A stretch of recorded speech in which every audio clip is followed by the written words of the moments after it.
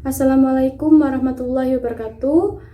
Perkenalkan, nama saya Marda Mikmida, NIM 2019-02-007, mahasiswa D3 Kebidanan semester 4, akan memperlihatkan video penyuluhan kekurangan energi kronis pada ibu hamil. Assalamualaikum, selamat pagi ibu-ibu. Perkenalkan, nama saya Marda Mikmida. Di sini saya akan menjelaskan mengenai kekurangan energi kronis atau KEK pada ibu hamil.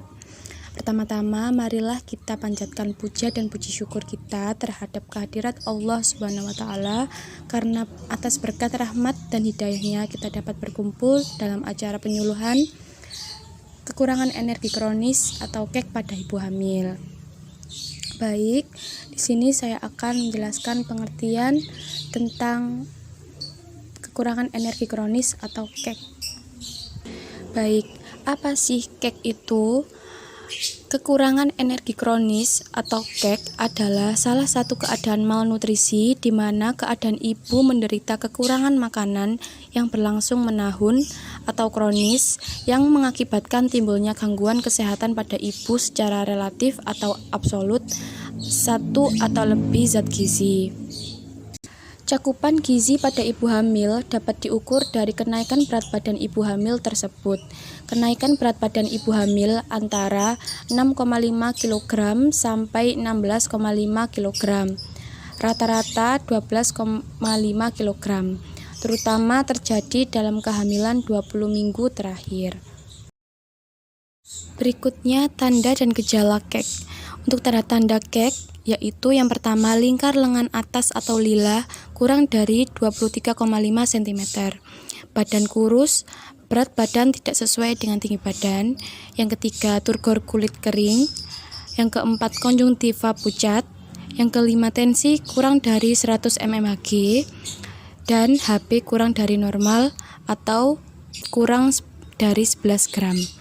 Untuk gejala KEK, yang pertama adalah nafsu makan berkurang, yang kedua mual, yang ketiga badan lemas, dan yang terakhir mata berkunang-kunang. Baik, selanjutnya penyebab dari kekurangan energi kronis. Yang pertama ada ekonomi. Jadi seseorang dengan ekonomi yang rendah, maka kemungkinan besar gizi yang dibutuhkan itu tidak tercukupi. Yang kedua pengetahuan. Ibu hamil dengan pengetahuan gizi yang rendah kemungkinan akan memberikan gizi yang kurang bagi bayinya. Yang ketiga, produksi pangan yang tidak mencukupi kebutuhan. Jadi pola konsumsi juga mempengaruhi kesehatan pada ibu hamil. Yang keempat, usia ibu hamil. Yang kelima, jarak kehamilan. Yang keenam, berat badan selama hamil. Jadi pertambahan berat badan selama hamil sekitar 10-12 kg ibu-ibu, di mana pada trimester 1 pertambahan kurang dari 1 kg, pada trimester 2 sekitar 3 kg, dan pada trimester 3 sekitar 6 kg. Pertambahan berat badan ini untuk bertujuan memantau pertumbuhan janin. Yang terakhir, pendapatan yang rendah.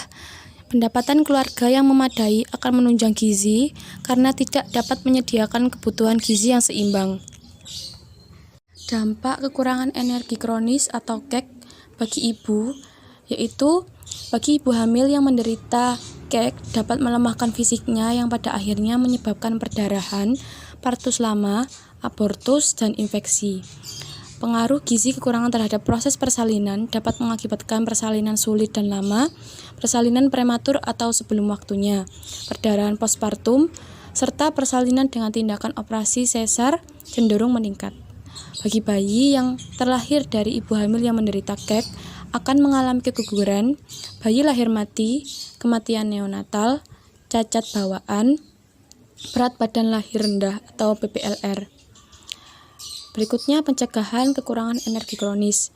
Yang pertama, meningkatkan konsumsi makanan bergizi, yaitu makan makanan yang banyak mengandung zat besi dari bahan makanan hewani seperti daging, ikan, ayam, hati, dan telur, serta bahan makanan nabati seperti sayuran berwarna hijau, kacang-kacangan, atau tempe. Yang kedua, makan sayur-sayuran dan buah-buahan yang banyak mengandung vitamin C seperti daun katuk, daun singkong, bayam, jambu, tomat, jeruk, dan nanas. Karena dapat bermanfaat untuk meningkatkan penyerapan zat besi dalam usus ibu-ibu. Berikutnya, menambah pemasukan zat besi ke dalam tubuh dengan minum tablet penambah darah. Yang terakhir, penanganan kekurangan energi kronis atau KEK. Yang pertama, menganjurkan ibu untuk makan makanan bergizi. Makanan pada ibu hamil sangat penting karena makanan merupakan sumber gizi yang dibutuhkan ibu hamil untuk perkembangan janin dan tumbuhnya sendiri. Keadaan gizi pada waktu konsepsi harus dalam keadaan baik dan selama hamil harus mendapat tambahan protein, mineral, dan energi. Yang kedua, istirahat lebih banyak. Jadi ibu hamil sebaiknya menghemat tenaga dengan cara mengurangi kegiatan yang melelahkan dan tidur siang kurang lebih 4 jam per hari dan tidur malam kurang lebih 8 jam per hari. Yang ketiga, pemberian makanan tambahan, yaitu pemberian tambahan makanan di samping makanan yang dimakan sehari-hari untuk mencegah kekurangan energi kronis. Jadi harus memenuhi kalori dan protein serta variasi menu dalam bentuk makanan. Pemenuhan kalori yang harus diberikan dalam program PMT yaitu untuk ibu hamil dengan kekurangan energi kronis sebesar 600 sampai 700 kalori dan protein 15 sampai 20 mg. Jadi contoh makanan tambahan yaitu seperti susu untuk ibu hamil, makanan yang berprotein hewani dan nabati, susu, roti dan biji-bijian, buah dan sayuran yang kaya vitamin C seperti sayuran berwarna hijau, buah dan sayuran. Apabila terjadi atau timbul masalah medis, maka hal yang perlu dilakukan yaitu yang pertama, rujuk untuk konsultasi. Yang kedua, perencanaan sesuai kondisi ibu hamil. Yang ketiga, minum tablet zat besi atau tambah darah. Ibu hamil setiap hari harus minum 1 tablet tambah darah 60 mg selama 90 hari mulai minggu ke-20. Dan yang keempat, periksa kehamilan secara teratur.